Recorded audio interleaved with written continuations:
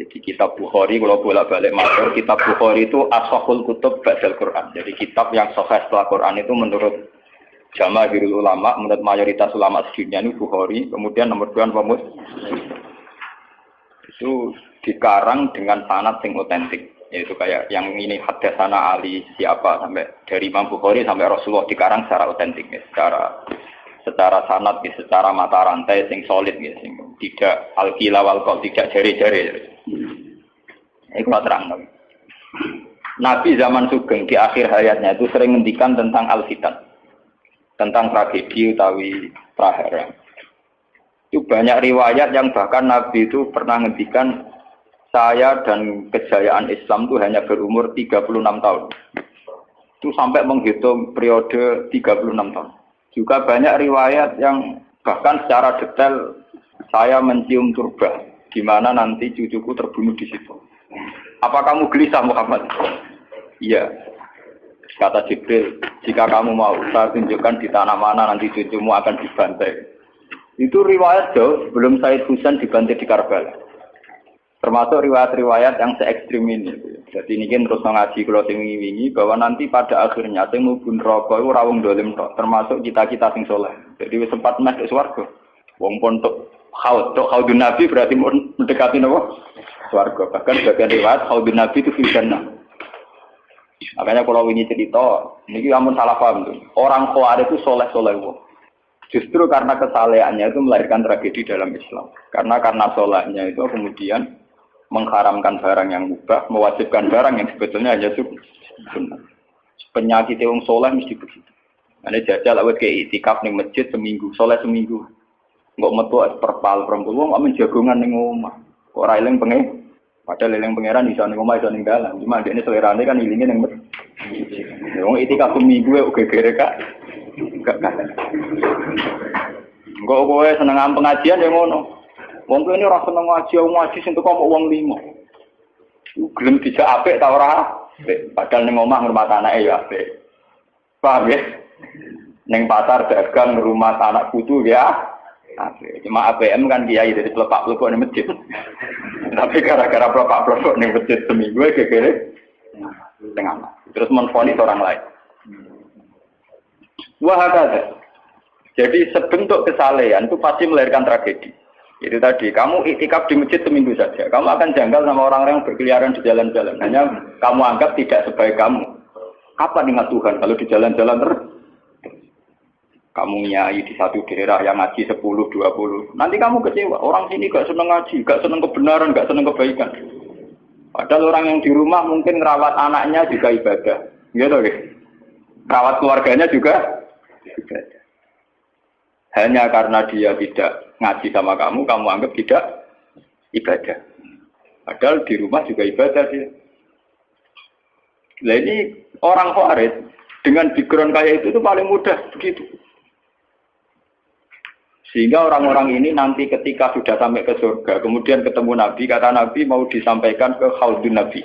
Dia mau sampai ke telaga Nabi. Tapi pas mau sampai ke telaga, terus Nabi diingatkan oleh Allah, Mas, mereka tidak layak masuk surga.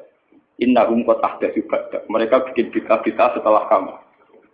Tapi itu umatku ya Allah, saya kenal mereka kenal saya. Ya, tapi sukon itu harus dijauhkan dari surga.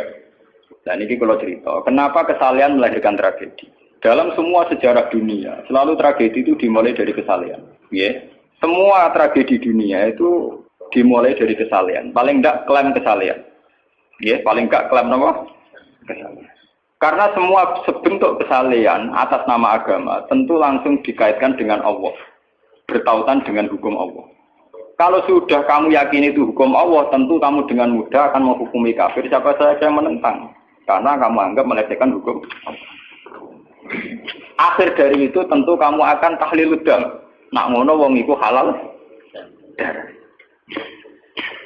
Ini rungokno tenan. Karena setiap pelanggaran atas nama agama tentu dianggap melanggar hukum Allah. Jika orang yang mengklaim demikian kan mudah mengkafirkan orang lain karena dianggap wani pengerang. Paham ya? Nah, kalau sudah menvonis orang lain berani Tuhan, tentu darahnya dihalalkan. Kayak kasus kaum Khawarij. Sebetulnya saat Ali Muawiyah itu melakukan konflik atau terjadi konflik, saling bunuh, saling perang, kelompoknya Ali Muawiyah saling serang. Itu kan tragedi duniawi biasa. Dalam hidup pasti ada gejolak, ada demonstrasi, ya, ada perebutan kekuasaan. Sebetulnya itu kan fenomena sosial biasa. Misalnya kiai drengki-drengkinan, masa kiai drengkinan bakul bakso kan gak mungkin. Bakul bakso drengki-drengkinan itu bakul. Orang malah bakul es rukun. Tidak bisa kamu logika panas musuhnya adem, bakul bakso jejer bakul es rukun. Mereka bar mangan bakso tuku. Tapi bakul es modal adem itu tukar. Mereka saingan, itu nunjukkan nak saingan tak jenis. Mulane kaya aku rada aman. Mergo sing nyaingi aku kudu alime sekali beraku aman. Paling wong saingi yo ku adir wis lho, Pak. Padha kelas-kelas ringan kan musuhe ge kelas. Ora kena ngalim tulisan kaliber. Dadi rapati de musuh. Maksudnya ngalime kaliber terus fasilitas biasa. Wong rapati nyucu, wong rapati hormati, wong ape drengki apaan? Wong kula yo mak turu temangsang ning kos drengkeni apa? Mun kula elmoni ya, jadi wong rapati drengki mun kula elmoni. Dadi ngalime kaliber fasilitas biasa. Wah aman. Kok kayak gitu. Aman, itu istihad. Jadi untuk menjaga keamanan. Ngalime ra kaliber ning dadi wong nyucup wong dobar, mesti wong mencet lah. Alim sepi kok wong dobar wis gegere gak karuan. Niku termasuk strategi ngadepi napa prahara.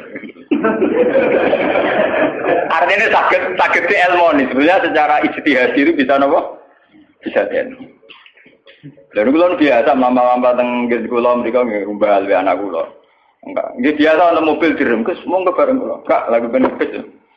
Kula betul mobil. Nah, ono omah muter pirang-pirang. Nah itu memang gitu ya, karena kita trauma dengan sejarah.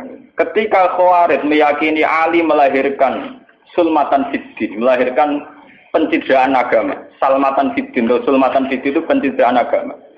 Muawiyah juga dituduh demikian, salmatan fiddin. Akhirnya orang Khawarij lewat kelompoknya itu ada sekelompok orang yang ditugasi membunuh Ali, ditugasi membunuh Muawiyah, dan ditugasi membunuh Amr bin As di Mesir. Semua tokoh-tokoh besar Islam itu melahirkan tragedi Islam, harus dibunuh semua. Itu yang keputusan gitu tuh lewat kesalehan. Mereka orang-orang soleh, orang-orang khusyuk, senang iktikaf, senang zikir. Tapi punya keputusan sing lahirno tragedi dalam Islam. Makanya kamu jangan kaget, kenapa di Irak itu banyak perang saudara, di Mesir, di Sudan, di Khartoum, di Darfur, di Somalia. Itu kalau sudah perang berani mati, karena mereka mengatasnamakan agama. Nah, kalau agama berarti merasa dia punya titah Allah, titah Tuhan. Sehingga kelompok lain, ya orang Sunni, Bantai, Syiah, Ahmad Sunni itu biasa. Makanya kita disyukur, kalau bolak-balik kita harus syukur sebagai bangsa Indonesia. Bangsa Indonesia di filosofi bedol guri, soalnya bergeremeng-geremeng ngelas neng guri, orang terus bah. Ini kita syukur jadi wong Jawa. Cari rasa cocok, wis mau grudal. Misalnya rasa-rasaran kiai beda partai yang mau grudal, bagus sekali. Karena ada sampai pembunuhan. Paling banter sing dikisi pelatihan ngirim tarmihim. Ayo tak pikir ramahan gini, tak pikir bodoh ramahan tindak, tak pikir. Ya paling misalnya mati dikisi yang ngelusi titik. Orang anti mati. Paham? Semenjak itu tragedi itu tidak dimulai dibunuh non-Muslim, tapi dibunuh orang Islam. Semenjak peristiwa Ali Muawiyah. Dulu Umar itu matinya masih keren. Umar itu dibunuh oleh seorang Yahudi, Abu Lulu, seorang Majusi, Abu Lulu al-Majusi. Era Utsman banyak riwayat mengatakan yang membunuh itu banyak yang tidak Islam. Tapi era Ali, Muawiyah sampai Said Husain itu yang membunuh orang Islam semua. Bahkan sulahahum, orang-orang yang kategorinya soleh. Wong soleh macam payah. Baik Madin gue kenal lagu ngukumi wong murtad itu biasa.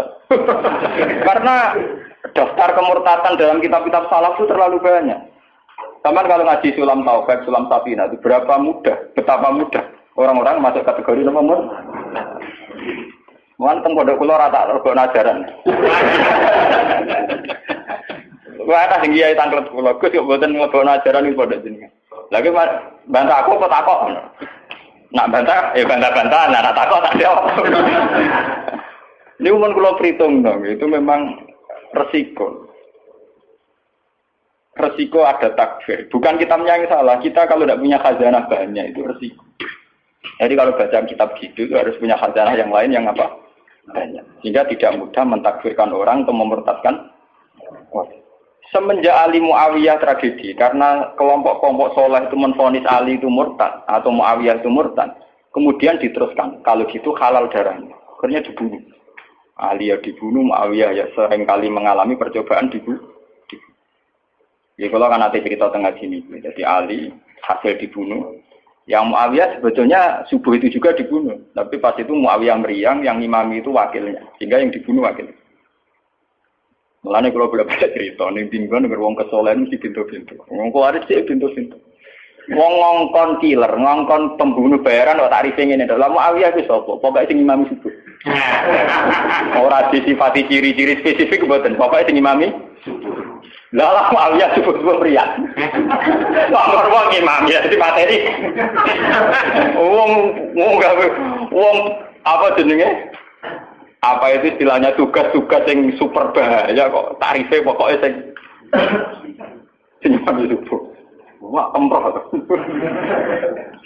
Waraine sing piye kotak ta piye ta mutune sing piye. Kemudian polisi diseketase. Ora tarifnya pokoknya sing imami. Imami ya meriah. Nasibe apik. Jadi ora pembunuh profesional. Walhasil semenjak itu tragedi dimulai dari takfir. Setelah itu ada era Muawiyah punya anak Yazid. Yazid ada isu dia senang nyabu, senang ngeflek. Dia orang yang nakal saat jadi pemimpin. Orang Islam sholat tersinggung. Wong kok dipimpin wong dolim. Cara orang Islam ekstrem wong kok dipimpin wong ra sholat, wong ra bener kok mimpin wong bener.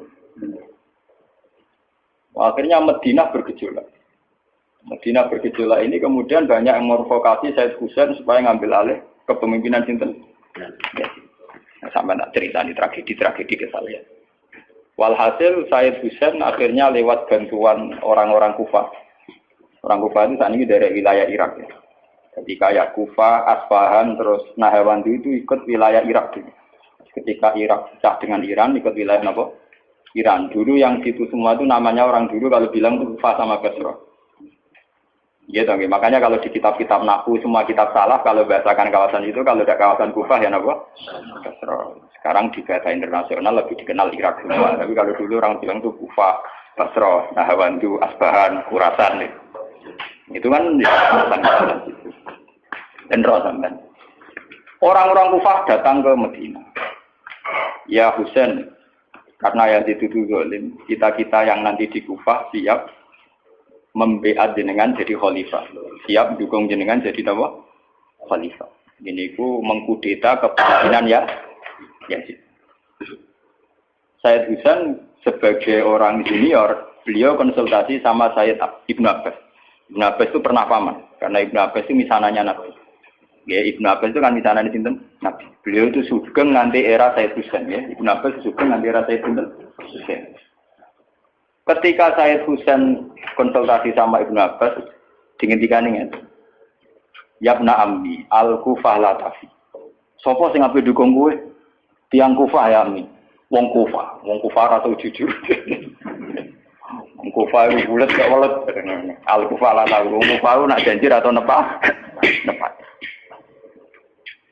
Dulu kayak kawasan Kufah ini sampai pulau cerita sejarah bin zaman roh. Kan tiap daerah kan terkenalan dewe-dewe. Ono daerah terkenal bedol guri, ono daerah terkenal badoan. Yo tenan ora tiap daerah kan terkenalan dewe-dewe. Yang repot terkenal bedol guri, ono terkenal kayak Madura bado. Ono terkenal daerah, oh daerah kono medhit kabeh. Nah, kalau nang Sunda wah wani wong lanang kan tiap daerah deh. Dia terkenalan sendiri-sendiri. Paham ya karena perilaku budaya orang mesti diciri. Nah, itu di era itu Kufah itu punya ciri khas al-Kufah la tafi. Wong Kufah mesti ora ju. Tenang. Walhasil akhirnya Said Husain minta maklum ya, minta supaya dimaklumi. Ya Ami, saya ini sudah bertekad untuk menuruti permintaan orang-orang Kufah. Jadi meskipun paman saya melarang, saya tetap berangkat. Kata Ibnu Abbas, ya sudah kalau itu jadi keputusan kamu. Mulanya Said Husain terkenal Said sing brengkel. Mulane kena dititeni. Sayyid sing turunan Husain niku rata-rata brengkel-brengkel. Nggih, kados orang Iran itu rata-rata Sayyidnya Husain. Kados Abdul Qadir, kados Sayyid Muhammad itu Al-Hasan. Makanya kalau Sayyid Muhammad itu Al-Hasan rata-rata karena Sayyid Hasan dulu itu yang punya keputusan amul ijtima. Jadi tidak mau perang. Sehingga era Sayyid Hasan yang dikatakan amul ijtima. Tahun bersatunya umat. Era Husain betul. Walhasil wala-wala cerita Sayyid Husain kersok dibawa orang Kufah menuju Irak. Pas sampai Karbala. Itu Sayyid Husain bilang gini sama pengawal-pengawalnya, ini sampai mana? Ini Karbala ya Husain. Saya Husain hadhihi karobun wa bala'un. Ini karobun, kesusahan wa bala'un dan tragedi ujian. Delalah pasukan yang dikirim Yazid bunuh Sayyid Husain ya pasti muti.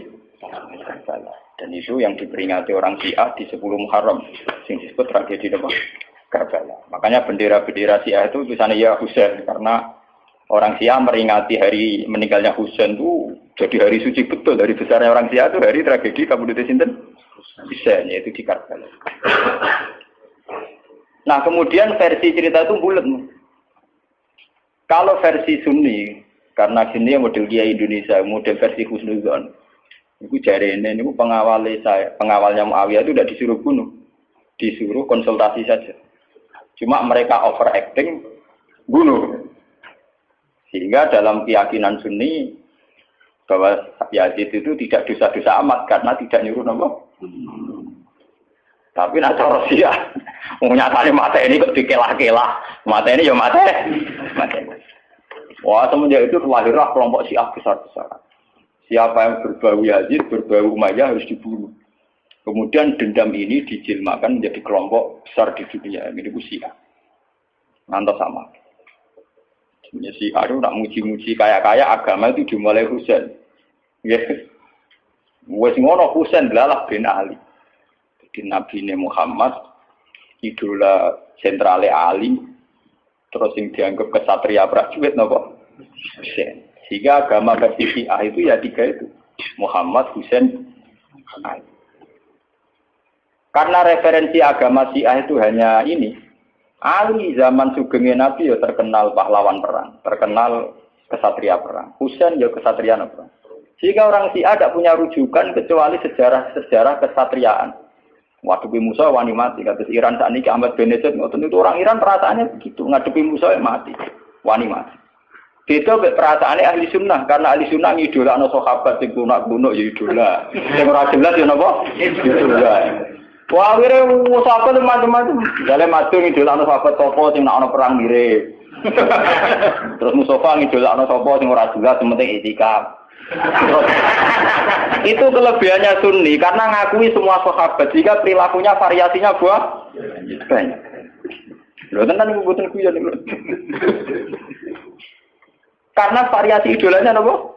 Banyak. Jika orang Sunni bentuke beda-beda. Mungkin ndak kebetulan. Mungkin ndak kemono sing ngene. Oh, pengamat itu ngamati salat ngono paling pusing. Muga ono sing standar. Salate Muhammadiyah, PKS, Salafim di standar. Carane ngomong eno pusing. Dia ini terkenal alim. Allahu Akbar. Ono sing watwah, Allahu Akbar. Allah.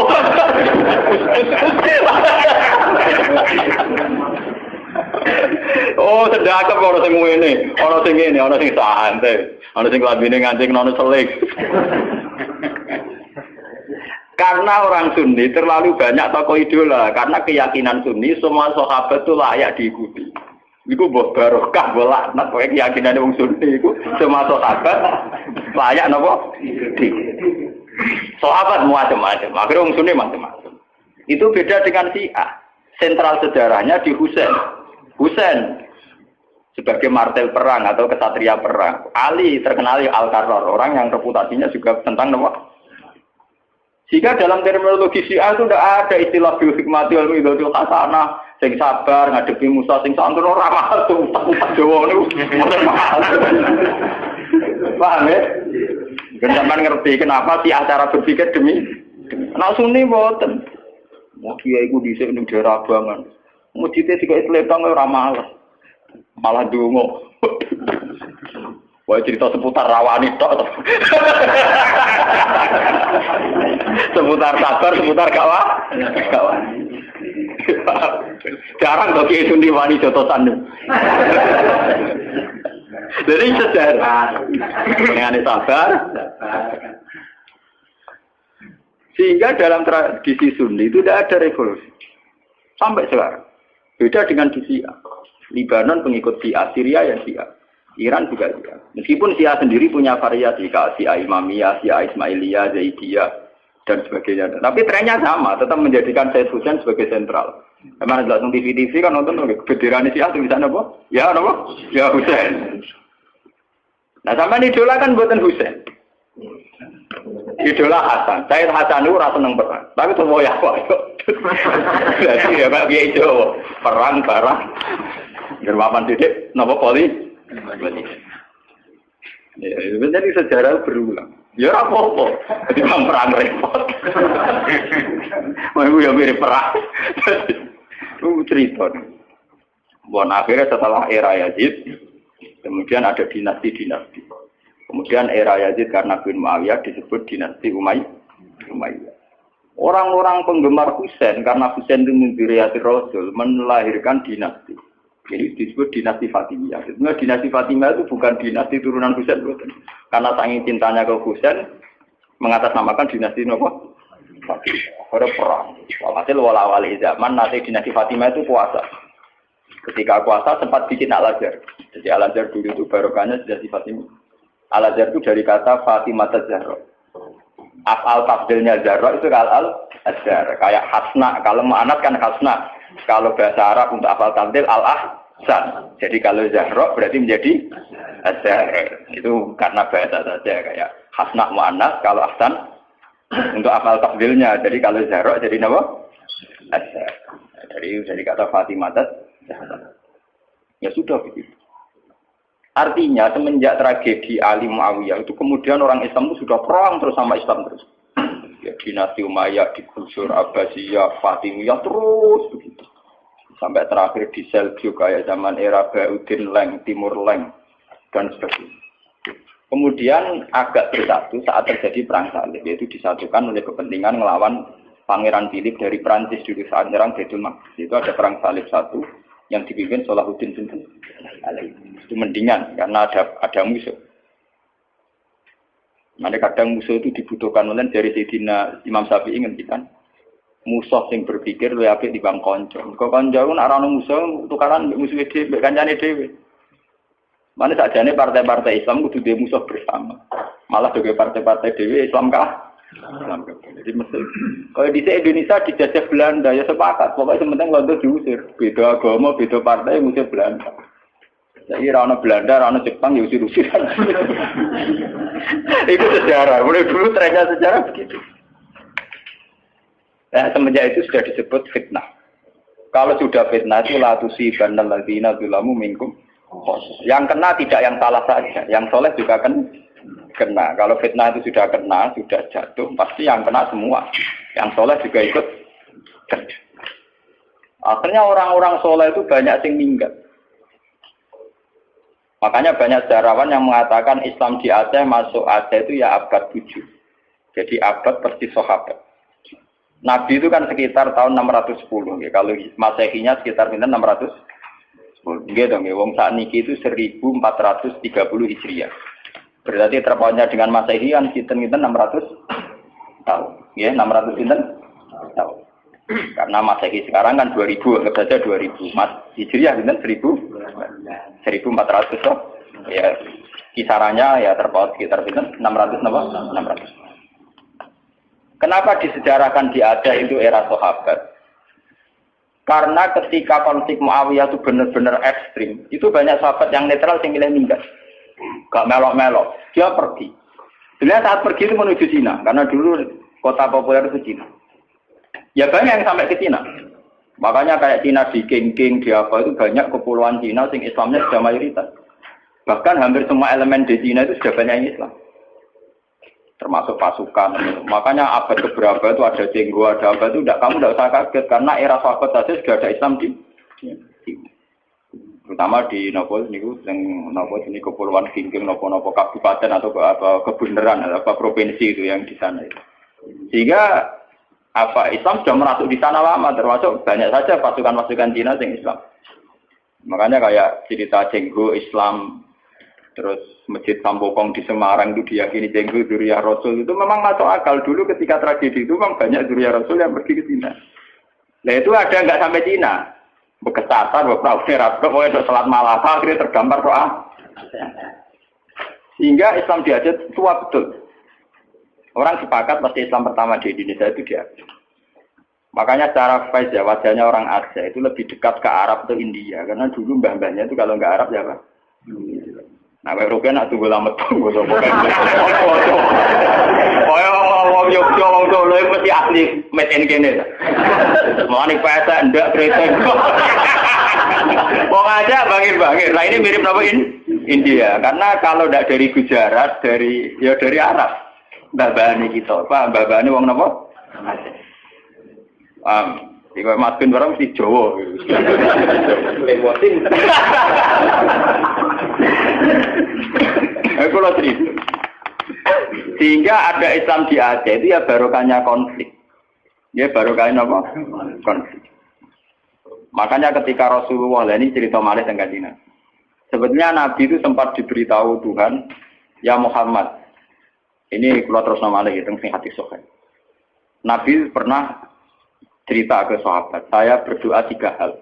Yang 2 dikabulkan Allah, yang 1 tidak. Terus sahabat tanya, yang 1 itu apa ya Rasulullah? Saya minta Allah yahlika ummati, hala kabadihi dibadin. Saya minta supaya tidak ada kerusakan, tidak ada bantai-membantai antara umatku dengan umatku yang lain.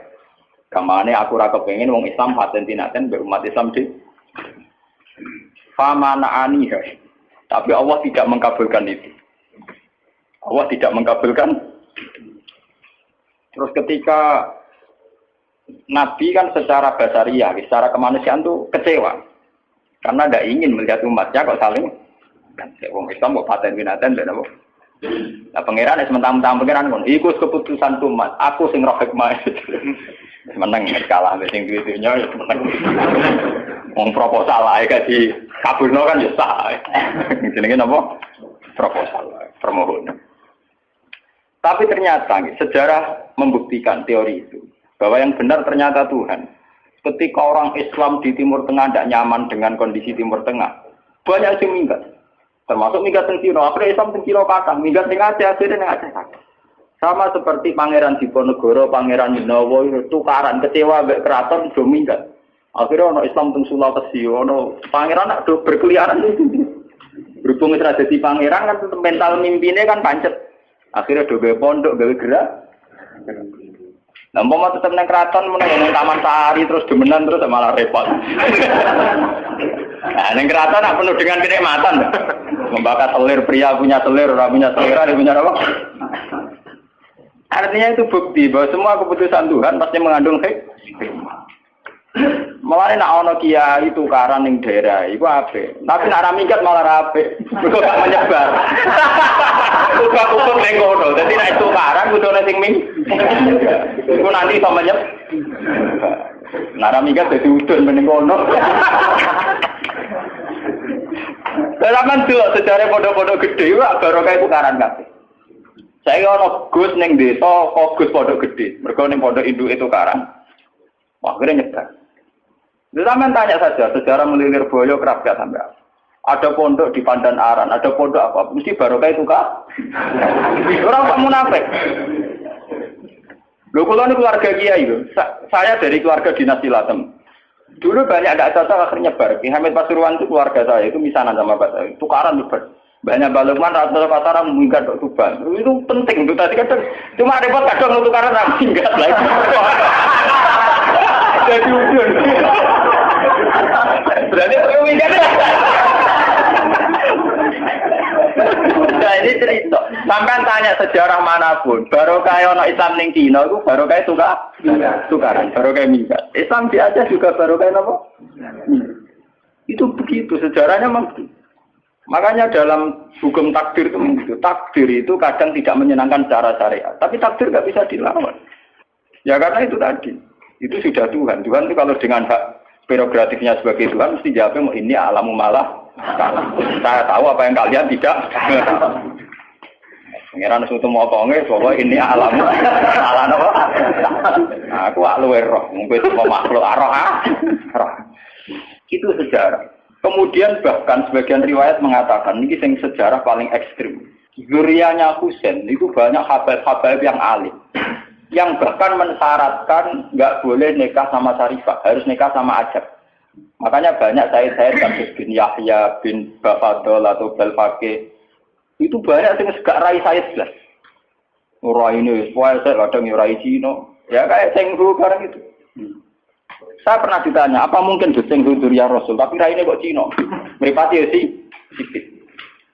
Dulu ketika banyak pembantaian karena orang memburu zuriyahnya Husain. Ya, sejarah itu kan kayak film-film Cina. Karena takut zuriyahnya Husain itu nanti melawan, mengkudeta, banyak orang yang berburu zuriyahnya Husain mau dibantai. Sehingga untuk mensiasati itu, banyak yang harus kawin sama orang non-Arab. Dan ini pesek atau keriting, pokoknya serah ketara arah. Paham? Sehingga banyak zuriyah Rasulnya yang sudah secara wajah, secara postur sudah ada kayak zuriyah Rasul. Padahal silsilahnya jelas sampai Nabi. Itu dulu bagian dari strategi menghindari pembantaian. Makanya kamu jangan kaget. Misalnya istrinya Sari Budatua Cina, Putri Sempo Cina. Wes Cina kok natape dok kanjeng. Saya itu ngajak kurang, ngenteni dikandani. Itu sejarahnya memang begitu. Memang disengaja dulu dari babahnya apa? Artinya ya mungkin tuh kalau pesek turunan Nabi. Nah, keturunan Nabi keluarganya Nabi. Nah, keluarga yang untuk Nabi Jahal Abu Lahab barang.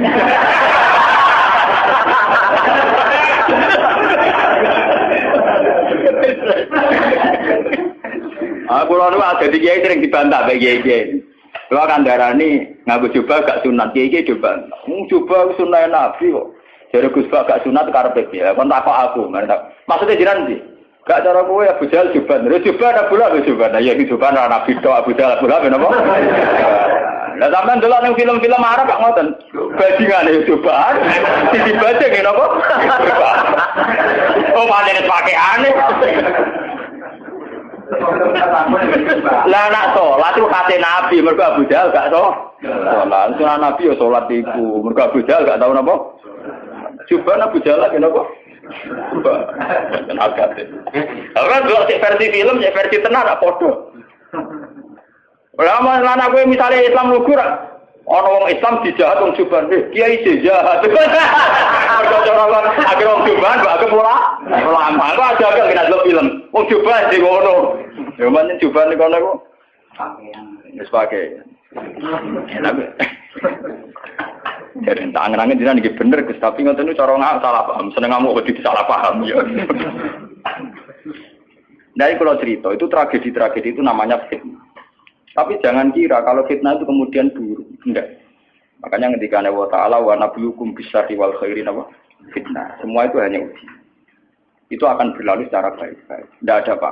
Itu sudah sunnahnya Tuhan. Akan berlalu secara baik-baik. Jarang ana wong mapan mergo duwe tuan yang baik. Mergo nak tuan yang baik menina bubukan akhirnya bocahku cengeng. Apa wong disio-sio keluargane dadi wong kuat, wong mandiri akhirnya suka. Jadi ada wong suka baru kae disio. Jarang juga barokah di nina bubukan. Itu nunjukno kadang di tuan jahat itu barokah. Mereka kersane pengiran, kita tidak mungkin nyari atmo jahat, jahat kok disari atmo. Tapi berapa orang yang mandiri mergo di sini si tonggo utang ra oleh ra dipercaya? Ya. Lho kowe ora usah nentang hikmah pengiran sing dudu coba tentang. Paham ya? Jadi drengki itu ya orang arah jadi syariat, tapi baru kayak drengki ya luar biasa. Nah, saya ini konsumen itu baru kayak drengki kafe. Onong di toko, tagane drengki gaya toko, kafe gaya toko, akhirnya barang murah. Mergo sing kompetisi akeh. Sing untung konsumen. Kowe ngaji mak suwe aku, lha tak terang. Ada pengiran nggak semua kong, ngerti tentang Kanjeng Nabi ngajak nomor permohonan sing aneh-aneh. Mas, kowe roh aku pengen. Ini alamu malah apa? Makanya ngaji ini harus sampean menjadi tahu. Kenapa fitnah itu kita takut. Tapi ya jangan nganggep itu tragedi segalanya. Ini biasa-biasa mawon itu sudah sunah. Lah kenapa sirinya Allah tidak ingin bahwa umat Islam dibunuh oleh non-muslim? Ini wonten sejarah. Ketika Kanjeng Nabi minta itu tidak dikabulkan, kemudian sejarah terbukti demikian. Yaitu misalnya Ali dibunuh oleh orang Khawarij, Said Husain dibunuh oleh pasukannya ya. Terus sampai ke Demak Bintoro. Arya Penangsang mantine mbek pangeran apa? Sutawijaya napa sinten? Panembahan Cina. Ya begitu. Sejarah di Demak Bintoro sampai sekarang. Kenapa begitu? Tuhan bukan. Ternyata itu menyangkut gengsi. Kata Allah, aku malah ra ikhlas. Nak kekasihku dipateni mbek musuhku. Ada podo kekasihku. Terus podo kayak teori wong Jawa. Kowe nak dhe anak pitu, ditabuki tangga ora trimo. Tapi nak sing nabuk kakake, cek luwih trimo, ditabuk kakake dhewe. Tapi wong liya kowe malah rae. Mulai disia-sia bertua ora apa-apa. Timbang disia-sia wong liya. Ternyata itu luwih masuk akal dari pangeran. Akhirnya Kanjeng Nabi sadar, tangan-tangan nggih Gusti. Artinya luwih masuk akal, disia-sia balane dhewe. Kue dia anak disia-sia kakak nyanyi adik dan sebaliknya kue luwih gampang timbang disia-sia wong. Mesti ra terima. Sopo wani misalnya anak. Tapi nak kakak misalnya adik kan jangan oleh cuk. Itu detail sekali di kitab ini. Itu dikarang oleh kitab ulama-ulama kaliber mulai kados sinten Ibnu Khaldun kayak Imam Tobari termasuk Imam Bukhari. Itu sejarah begitu sampai sekarang. Kowe ora usah Rasulullah, partai Islam pirang-pirang nggo dadi sitok niku ya ora iso wis sunah pangeran ya kudu tukar. Lah tapi gara-gara tukaran berapa kiai yang punya kegiatan? Monggo partai sitok berapa kiai yang nganggur? Karena gak pengurus partai. Gara-gara partai pirang-pirang berapa ribu pengangguran itu dokter. Kok partai akeh rebutan dadi pengurus karena butuh pengurus akeh. Banyak orang enggak ngam. Tetep pinter pangeran kowe. Lho nggih, misale partai Islam tunggal iki diserah kanggo. Gara-gara ono partai Islam cilik-cilik kok ambo kabeh. Akhire entuk aktivitas kabeh. Alhamdulillah. Tidak apa-apa, itu secara teori hikmah loh. Saya ngomong dengan kapasitas ulama loh, bukan gak ada kepentingan loh. Itu tidak apa-apa, itu ada hikmah. Ini ngantul, orang ngantul, pokoknya keyakinan gue ngonton, nyatanya bukti ini ngonton. Kenapa mungkiri bukti? Mungkiri kersane sinten? Pengira. Tidak bisa. Jadi hasud itu akan haram terus secara syariat, tapi banyak baru kayak orang hasud. Coba sekarang obat-obat yang mengandung borak atau formalin itu tidak ada yang orang soleh bongkar, mesti rival bisnisnya atau lawan bisnis. Gak ngarang kok Mas Mustafa iso bongkar sindikat narkoba. Sing iso bongkar yang lawan sindikat narkoba. Iya betul. Apa iso bongkar ora? Iya betul. Pangeran mbok warai mana agar tua kok anak-anak ben nabi jawab ini alamun apa. Apa malaikat tak wong paling parah pangeran. Jawab pangeran ini anak alamun ala apa? Aku ora aku aja. Itu bukti bahwa semua yang digedaki Tuhan itu pasti baik.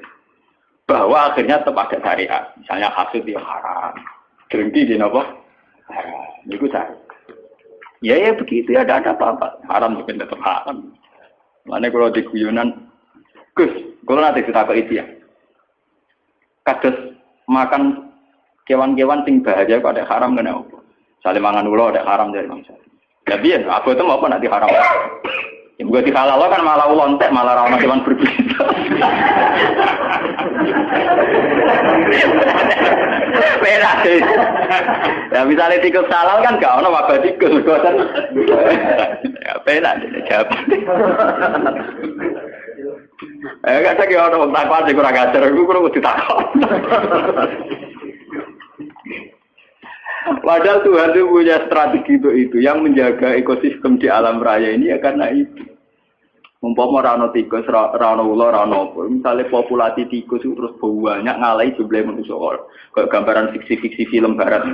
Opera manusia kalah. Lah nek ulane mbok entekno ora ono sing mangan tikus. Nanti populasi tikus luwih akeh timbang manusa, entek itu malah. Napa? Tapi kan tak halal kok tak pangan. Lho jumlahe ku luwih akeh, mergo ora sing mangan. Wis kadung luwih akeh kowe sing dipangan. Itu memang repot ya, menyangkut hal-hal begitu itu memang repot. Tapi semenjak ngaji ini sampai anak bahwa ternyata Islam di Aceh sampai Cina, bahkan sampai teng Samarkandi, Tashkent, teng Bukhara, Azerbaijan, Tajikistan. Itu dulu itu barokahnya konflik semua. Bahkan ada Islam di pedalaman-pedalaman semenjak Islam di Demak Bintoro Mapan, kemudian mulai pangeran-pangeran konflik. Kemudian menyebar. Ada yang moh nenggone keraton jadi resi. Ono sing jadi ulama, ono sing jadi pangeran di kampung-kampung. Makanya kayak di Ponorogo sejarahnya dia bikin gerakan. Kemudian perilaku hidupnya dintakna nggo nulis takrib. Makanya terus yang dikenang beliau punya tulisan tangan apa? Takrib. Nah, muga dekne nyaman ning keraton nak malah ning Taman Sari. Jadi ono hikmah ini enggak terus jadi ulama. Itu memang itu sudah hikmahnya Tuhan. Buat ini kalau terpakan. Nah, ini sing niku guyon ini sing bakat sing ekstrim. Kembali lagi. Lah kenapa orang-orang khawarij, orang-orang soleh itu kemudian secara kriteria masuk surga harusnya masuk surga karena mereka sholat, mereka soleh, mereka ibadah. Tapi ketika mendekati haudur Rasul, ya mendekati haudur Rasul, pas diundang Nabi mau masuk haud, dielingno pengiran mat innahum qad ahdatsu ba'da. Mereka itu orang-orang kriminal yang bikin tragedi setelah periode kamu Muhammad. Mereka orang-orang kriminal yang bikin tragedi setelah periode kamu. Tapi saya kenal mereka ya Allah, mereka juga kenal saya. Tidak, harus diusir. Ternyata dosa terbesar mereka adalah tahlil tidak mudah mengalirkan darah. Justru atas nama agama. Mulane kula nyuwun teng pengajian niki, apapun kondisi kita, wis akeh ra cocok mbek wong liya wis ra. Pokoke jangan mudah vonis atau menfatwakan halal darah. Misal kira cocok wong nganti sudul langit asal ijek Islam utawa kafir dini utawa kafir sing gak harti wong ra jelas. Misale kula gudeng wong piye wis pateni ya, rasa dipateni ya mati dhewe. Pokoknya hindari hak nudima, sesuatu sing berbau menghalalkan darah harus napa? Karena kita ini sudah kenyang dengan tragedi-tragedi kemanusiaan atas nama napa? Agama. Lah sampeyan ada nonton TV ini. Rompak-rompak Somalia ku nang masjid mewah-mewah mergo kampung Islam. Mergo ngerompakku itu aja digo revolusi gawe negara napa? Mari ora kempro-kemproan. Banyak tragedi-tragedi yang mengatasnamakan apa? Islam. Mergo terminologi agama kan kalau orang salah paham kan gitu. Cara bahasa dunia rampok. Misalnya dalam bahasa agama disebut ghanimah. Engkau cara terminologi dunia mengatakan itu bojone wong, cara agama kadang diarani amat. Artinya apa? Agama bisa menjelma menjadi anarkis di tangan orang-orang tidak tanggung jawab. Paham ya? Karena ada kesamaan istilah. Enggak toh, sekali diarani ghanimah makanya wong liya oleh dijaluk to Mas. Paham ya? Sehingga mereka ya makanya banyak cerita-cerita ekstremis Islam yang kemudian berversi polisi pernah garong di toko emas ini, pernah ini itu. Karena mereka sekali meyakini satu keyakinan, nganggep ngono iku goni. Misalnya pemerkosaan terus dianggap amat repot. Ana kerusuhan Mei terus sampai kerusuhan. Itu kan repot. Makanya nggih kula setuju model Islam sing familiar, Islam sing sederhana. Kula nganti mati mboten seneng Islam sing aneh-aneh, sing ekstrem. Anu kula salat sunat yo rapati, pokoke kula seneng Islam sing umum, pokoke Islam minimalis. Kula nganti mati seneng. Kula nek ada bojo kula, aku ora seneng kok, misale bus warga perkara kakean salat sunat ora seneng. Selain kesel yo repot. Aku ben mlebu swarga iku mergo pangeran niku bah Islame kok sederhana, iku apik kok jaga stabilitas. Jaga Marudin rahmat Allah Jembar mlebu swarga kok syaratnya kok repot. Nah, kadung rahmati Jember mlebu swarga sing syaratnya mini.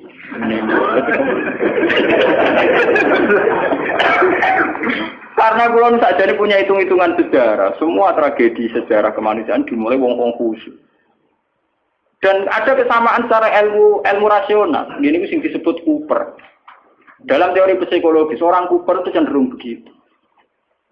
Jadi nanti kalau terlalu akumulasi kayak kelainan. Jadi kaya nopo sesuai jadi paranoid, asal wong liya layak dicurigai, layak dibunuh. Itu orang-orang soleh. Ya karena memang secara kasat mata Ali itu melahirkan kegaduhan, Muawiyah melahirkan kegaduhan. Tapi kenapa fatwa mereka kemudian halal darah? Dan sampai kita akan ngalami tuh, misalnya Pak Guyuban Betawi mengusir Gus Dur ke Jakarta, terus siapa mau naburi Gus Dur dia itu kan ya selain tidak Islami juga repot. Kalau tidak cocok ngapain dibiarkan? Toh tidak usah dibunuh juga nanti mati misalnya kan masih bisa disilahi. Kan ada kebenaran yang mujma' alaih, misalnya kita sedekah, kita bangun negeri. Saya tuh sering tuh konsultasi sama orang-orang begitu, saya tanya, kan ada kebenaran yang mujma' alaih, misalnya kita sedekah, kita ada. Ngapain cari kebenaran yang tidak mujma' alaih, yang tidak disepakati ulama. Misalnya kita bunuh si A, sudah tidak mesti benar menurut hukum Tuhan, atau tidak mendesak, apa ada cara di surga kamu harus bunuh orang itu? Jangan-jangan karena nafsu. Kan enggak mendesak. Nah kalau sampean tanya, tapi dulu zaman sahabat kan sering bunuh-bunuhan zaman perang. Perang itu beda dengan membunuh. Perang itu gentleman, ada depan. Dulu sahabat ngadepi wong kafir ada depan. Nah kalau membunuh menikam dari belakang itu udah perang, udah bunuh-bunuhan, kamu bunuh sepihak. Wong lagi kongkong-kongkong kok patahin. Ada tunggal, mana depan kerawani. Perang itu kan ada depan. Makanya yang dialami Nabi dan sahabat itu perang, bukan membunuh. Meskipun efek dari perang membunuh. Ya, tapi membunuh tanpa perang itu kan gak gentleman. Misalnya wong pas ngaji ini dibom, mau wong pas kongkong ini gini warung nopo, itu kan sepihak saja. Nah perang kan ada. Meskipun efek dari perang bunuh, gitu. Dia membunuh beda dengan perang, paham? Itu beda sekali. Nah kalau orang Khawarij itu gentleman harusnya nantang Ali. Ali kamu itu salah, coba perang tanding sama saya, itu fair. Enggak ngenteni sholat subuh. Bahkan riwayat baca pas sholat dikira rawani ngenteni pas sujud. Kan nemen oleh nyolong tuh. Gitu kita riwayat pas nopo. Itu kan betapa ada gentleman-nya, enggak kesatria. Sholat ala yubi mata ini musuhnya pas loro, pas perang loro tiba ditabak nasi. Engko nek semari perang tanding bener. Saking kesatriane kan.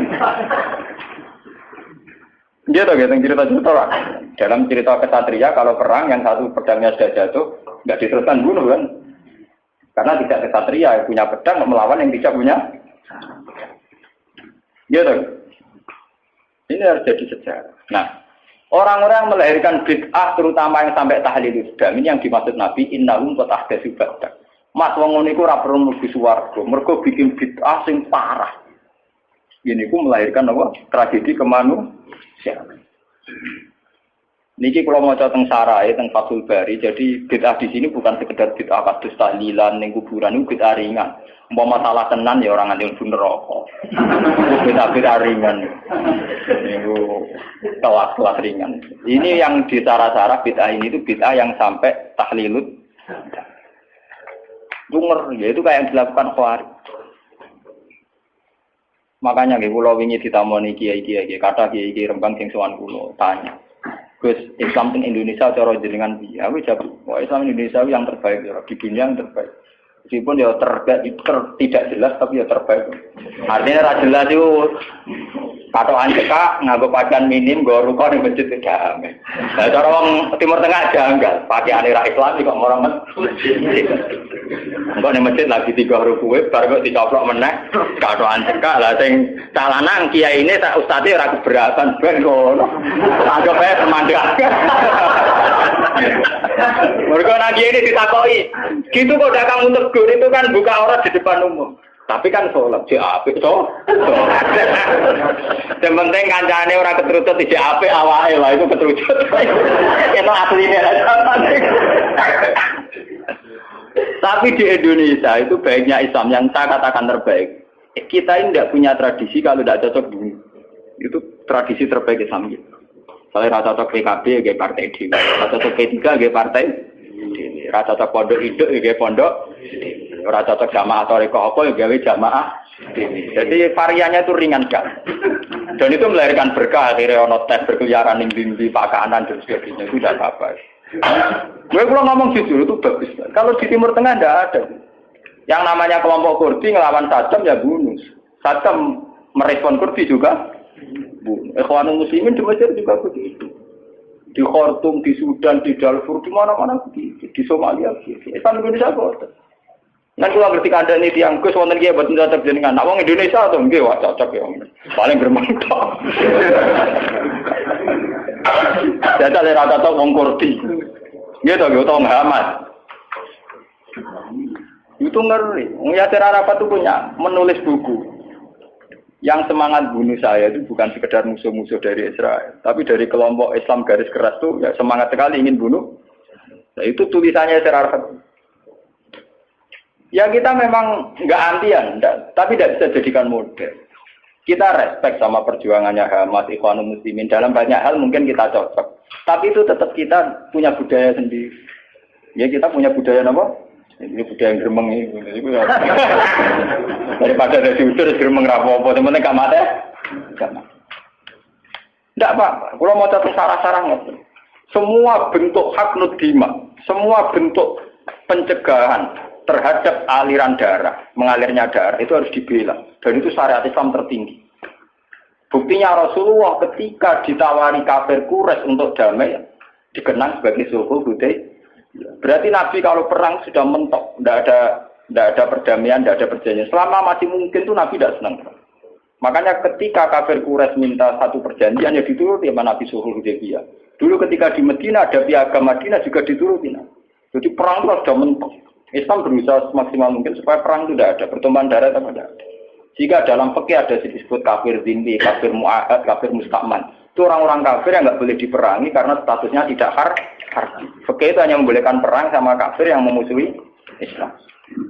Makanya ya waktu ruhum ya kalau mereka merangi waktu juhum memang itu akhrajukum. Makanya waqatilul ladzina yuqatilunakum, perangi mereka yang merangi kamu. Tidak ada di Quran qatilul kufar, tidak ada. Perangi alladzina yuqatiluna. Maf'ul bihnya jelas, perangi mereka yang merangi kamu. Nah, tapi kemudian Islam didangkalkan, perangi orang kafir itu tidak ada. Ya. Yang ada perangi mereka yang merangi kamu. Dan usirlah mereka yang mengusir kamu. Wa akhrijuhum min haitsu akhrajuhum. Itu jelas sekali aturan lainnya apa? Sehingga disebut perang karena berhadapan-hadapan, bukan bunuh nilai. Itu beda sekali kan bunuh. Musuhnya pas turun dipateni, pas sujud kok sisi Ali. Jadi adik kan orang Khawarij itu tidak cocok Ali terus, ya Ali saya tidak cocok kamu ayo perang tanding apik, gentle. Kayak Ali rata cocok Amr bin As tidak perang tanding. Amr bin As itu panglima terbaiknya Muawiyah, rata cocok Ali tidak perang tanding. Mergo Amr bin As ngerti Ali senengane perang. Tapi Ali kan di pengapesan, disebut karoma wa wajah, jari ini mergo ora tau roh aurat. Kamane ora tau roh aurate wong liya. Bareng Amr bin As kalah terus udah mlayu Ali.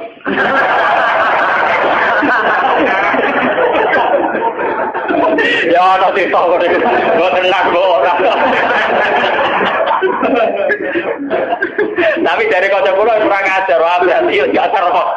Lah ini kok melayu bergomong, roh Abdul Masud dari tahu roh. Berarti tetap tahu roh. Melaju bergodari roh, berarti ya tahu roh. Tetap tahu roh, setelah itu arah roh.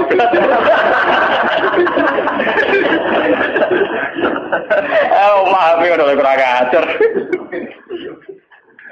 Tidak sampean biar tahu kenapa. Ini kan biar sampean tahu kenapa orang-orang soleh yang sudah dekat sama Khaudur Rasul ini kan sudah dekat, sudah sampai ke Khaudur, tapi sama Nabi mau ditarik, ayo ikut masuk. Terus sama Allah dicegah, jangan boleh ikut, karena mereka melahirkan tragedi setelah kamu, Mas. Yaitu tragedi itu dimulai setelah kabudute Sayyidina Ali, Amr bin As, ya, diteruskan kabudute Sayyid Husain, ya, habis itu terus sampai periode Timur Leng. Timur Leng malah lucu meneh. Pidato teng kene sakniki teng Konstantinopel ya, daerah kawasan Turki, kawasan dene uga negara Islam, mantan budak. Mulane ora ana pemimpin sejati kecuali saka keluarga budak tong biasa. Ora ana pemimpin sejati ning perang kok keluarga priyayi. Mergo mulai dhisik wong priyayi rapati wani mati, kena riwe kicrat-kicrat. Anak mantan wong cilik kena peso ya biasa ditabuhi wong ya napa? Ya, penting nek dadi tokoh. Mergo nekate gak karu. Niku dia filosofinya jelas. Ketika ditanya ingin nyerang Mesir, nyerang Medina, nyerang mana-mana. Sebagaimana hanya ada satu Tuhan, juga harus ada hanya satu raja. Islam kan. Untung dia sungkan agak Ibnu Khaldun. Jadi dia itu satu-satunya raja yang kepengen negara Islam sedunia.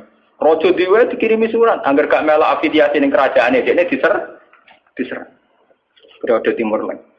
Ya semua kerajaan dulu memang begitu, kayak Majapahit, anggaran kerajaan kecil disurati, melok utawa diserang. Nah melok ya terima jadi kadipaten. Nah ragil melok ya Timur Leste ya begitu.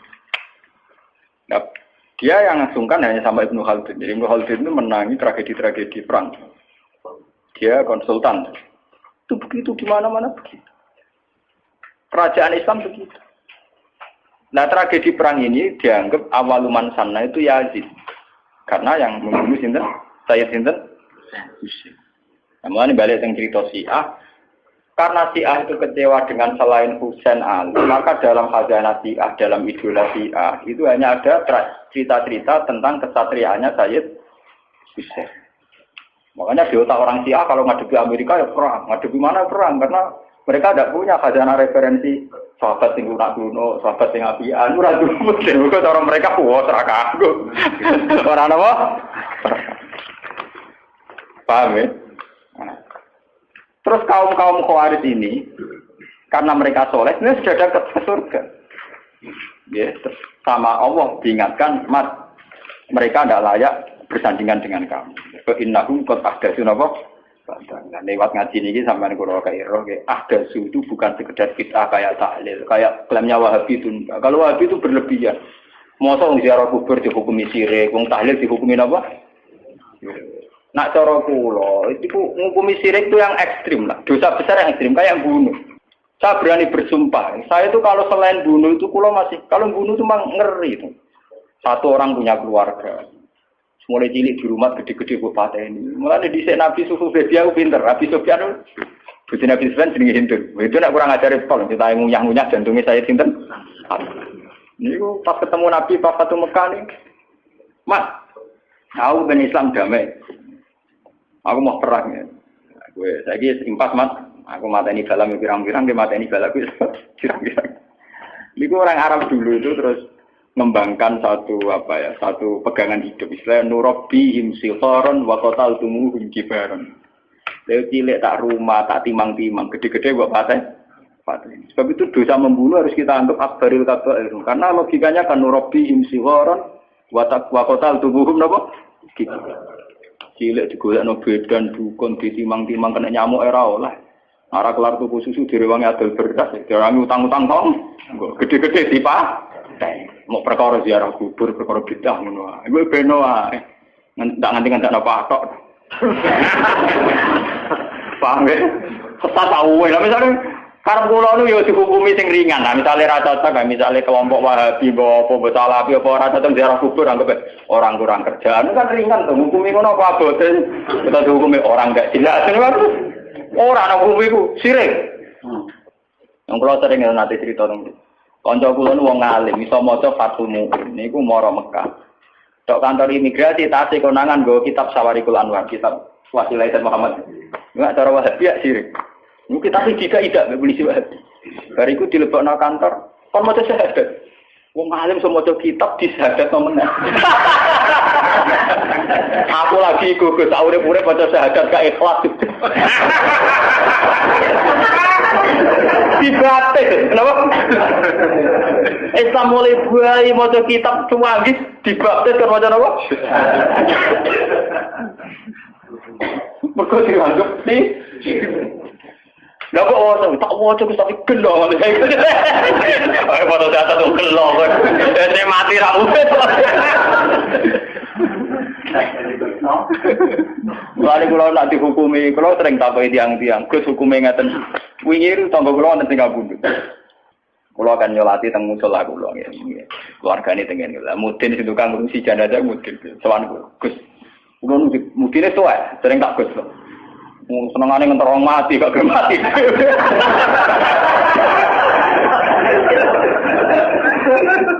Akrab ra kalan kula, sering sowan kula. Niku kanca-kancane bapak. Dereng dipanggil kok. Gak mati aku lah emor dadi mudun nek mati malah lara. Malah ra ono sing naut kan. Seneng joki ini kula mergo bagian talqin tak bagian ndekne kula mboten nate purun talqin. Pertama toko-toko darani wis bae ngene piye. Jadi tak kandhani. Kabeh aku mudun mari nganggur. Tapi kula konsekuen, keluargane kondo. Engko jatah sangu gak nemudun. Ini tanggal tenggu, Gus. Wonten tonggo, niku nak salat niku madhep ngetan. Sak desa namung setunggal. Mbok aliran kepercayaan mbono. Niku cara jenengan sepudi, jek nak mati sakniki pun tuwa. Niku disolati napa mboten. Oh nek jenengan takoki salat ra salat ku jeringan, penting aja takoki sirik ta ora. Ning arep wong akeh lho. Nggih kata ngomong sing semangat darani sirik nggih kan. Oh aku paling ra semangat darani hukum sirik ambek ra. Anak salat kira salat itu ringan. Saya ngukumi rasa solati, maksudnya rasa solat buat anak ya bentuk. Karena keekstriman itu memang ya nyun saya itu tidak sependapat dengan Wahabi itu. Wahabi itu paling gampang pakai terminologi ini sirik ini sirik itu. Boleh bilang aja kayak ahli sunnah. Ahli sunnah itu kan ringan kalau ngukumi orang. Gendul, fase itu kenapa? Gendul. Jadi arah sasak baik uang, misalnya uang tukang zina hukumnya fase gendul. Misalnya uang tukang garang penjahat, dan kayak gampang. Wong tukang dino, wah, WTS, lonte, pokoknya dia mau ngukumi sirik, akhirnya di istilah wadah, malah ada istilah stoknya istilah wadah. Mereka gedari bahasa sirik, gedari bahasa apa? Oh, no PSK, oh lonte, jadi hukumnya apa? Ya lonte, orang hukumnya apa? Wong tukang maling penjahat, wong tak jelas itu. Tapi boten, pokoknya dosa sirik, kamu dosa apa? Sirik. Padahal lagi dihukumi sirik, itu keputusannya Tuhan ekstrim. Mergo inna wa la yaghfiru ayyushraka apa?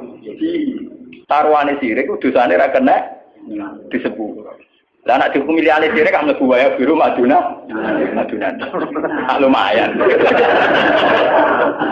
Lari jawab ngoten. Nak sampean takokane urusan salat cara salat, iku tak jawab gampang. Nek keyakinane sampean ra gelem nyolati ora usah salat. Buatan Gus kula anu jenengan, nah jenengan dimenyolati kalau nggak nyolati nak boten. Nah kan ringan, nah ringan cocok kok. Pokoknya aku dadi kiai sing fatwane sing bagian ringan. Aku tadi nak teng daerah-daerah saya kadang mencari sisa-sisa aliran Darmagando, aliran Kejawen, macam-macam atau sekuat atau sehingga setelah ada Islam pun ya masih banyak. Dulu itu kayak agama Shinto di Jepang, terus di Iran sendiri ada Asdajirda, ada agama Ahroman Yazdan itu dulu kan menjadikan matahari itu tolok ukur. Karena matahari itu adalah dianggap sinar dunia. Makanya sejarah Ibrahim melawan kemusyrikan ning kaume nggih palamaro asam tanapa bazikotan melawan penuhanan matahari. Nah, dalam teori kayak di Jepang di mana-mana itu kan matahari dianggap sentral. Sehingga dulu itu ukuran salat itu yang ngadep matahari atau tidak. Ini sejarah. Paham ya? Karena matahari dianggap sentral, dianggap kayak semi Tuhan sentral ini. Sebab itu ngendikane Nabi ojo sampai sholat ketika matahari baru terbit. Juga jangan sholat ketika matahari mau terbit. Saking susahnya Nabi melawan tradisi mendewakan matahari.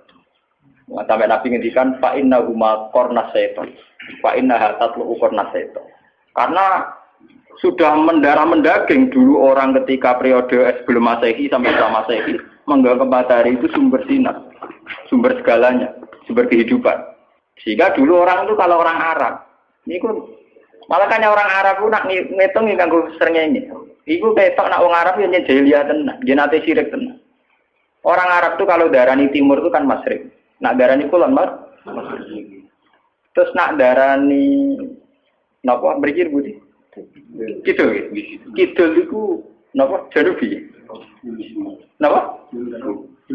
Janubi. Sing kiwa napa? Simas. Iku nunjukno nak kemungkinan apa dalam otak orang Arab itu bayangan wong madhep ngetan. Sehingga ukuran itu begitu, masyrik, maghrib, terus ini apa? Mereka umpama bayangan wong Arab itu madhep ngalor to ngidul, jadinya tidak begitu. Kok balene iki? Umpama wong Arab bayangannya madhep ngalor ngeten maksud. Itu kan berarti sini itu kena masyrik, sini kena maghrib. Tapi wong Arab kan carane ngukur kan begini. Jika sana punya nama masyrik, sana punya nama maghrib. Terus ini itu tidak punya nama. Namanya ini Janubi sama apa? Intinya orang Arab kan bayangannya wong nak masuk mulan madhep ngetan itu. Paham iki lho maksudnya. Artinya mereka menghadap matahari kan? Lah menghadap dalam sebelum ada agama tentu dengan arti nyembah atau mendewa. Paham ya? Paham ya? Itu sejarah. Jadi nganti bahasa Arab ketok dimulai kok bayangan wong padha nyetan, ya kadhe pinter. Mulane Islam antipati ana salat kok. Wae medune srengenge utawa wae surupe. Utawa wae srengenge ning tengah. Lho nabi sing dilawan ku ukuran srengenge kan. Kau oleh salat pas srengenge metu. Surup ya ora oleh. Pas ning tengah-tengah. Ya. Mana kalau seneng kalau kepada ulama kok aku sing rapati sholat itu. Aku semangat duha malah sing api itu aja mbak setan. Mun kula hitung, aku nek kadang-kadang kanca-kanca padha kiye ini tak hitung. Secara syariat napa? Tak hitung. Dasar cocok. Niku nunjukno betapa yang namanya matahari itu dianggap sentral. Jika sisa-sisa aliran-aliran kepercayaan sing dewakan matahari itu banyak. Ini bersamaan roh sejarah. Sebab itu Nabi juga melawan dengan cara itu. Zaman Nabi Ibrahim ngoten falamma asam sabazi wa tangqala hadza rabbi hadza akbar. Ketika era Nabi Muhammad ngaramno salat fil awqat al makruhah, batasannya matahari semua. Alasannya Nabi napa? Fa innahuma tatlu'u qarnat. Iku bareng ngambek selerane setan. Cara iki iku ana manane iku pas setan ngetokno sumune, ngetokno kedikjayaan. Jadi setan memprovokasi manusia. Delok oleh pentingnya matahari. Delok oleh betapa matahari menjadi sentral kehidupan. Delok oleh matahari sebagai yang segalanya. Nah, karena matahari itu diposisikan demikian oleh wasa itu setan, orang terus menghadap matahari. Pas menghadap karena belum ada agama tentu dengan arti menyembah atau mendewa. Nah, Islam itu jangan sampai mirip-mirip baik. Nah, caranya ora mirip blas. Ojo go salat, ada go ngopi tan ndongak-ndongak empuk pokoke. Paham ya? Jadi ana gunane santri-santri gereja rokokan.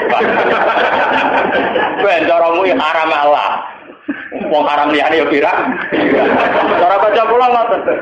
Gus kula tetep rokok. Lah jare mu'i rokok haram, malah Gus sing haram ra rokok tok bodoni ya haram tok wis haram. Wis biasa Gus kalori haram. Wah, malah parah. Sing haram ra iku tok. Pak, yang kena aliran-aliran sesat itu Pak. Paham ya, jadi Pak ngaji ini sampai ngerti. Jadi saya mohon ya. Kalau ngaji bertaruh tenan di depan Tuhan, kalau istikharah, kalau pikir, kalau bikin paket ini, kalau istikharah, kalau pikir. Memang bid'ah itu tinggal satu saja, lah kita harus jauh, yaitu gampang tahlilut. Terus tak sampai standar mengelah. Nara cocok itu gemeng itu ngerasani ngajak bolo-bolo, itu ringan-ringan. Kali rasa cocok bertua mantu, rasukah, ngurah jelas, itu kan ringan tuh. Misalnya mbak kiai partai ini itu, maksudnya biar kok melih partai itu. Maksudnya raja, saya raja lah orang ngakoni kan jelas. Kanggo sing nglakoni ya jelas hitung-hitungane kok.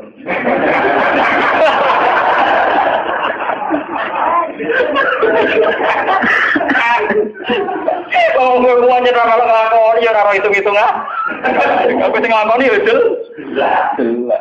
Lan kula kertakok ikut jenengan mboten derek nyalek-nyalek ta napa gak. Soalnya nambah laris, gara-gara kalau jago peragi politik, jadi tamu kulo kayak kata, tapi tak pisau ya mereka. Aku lama, takut hukum tak jawab bang. Takut partai-partai pusolihin, anti partai dolimin. Nanti kalau tak, berarti jenengan golput, orang ya tetap milah, tapi separuh aja.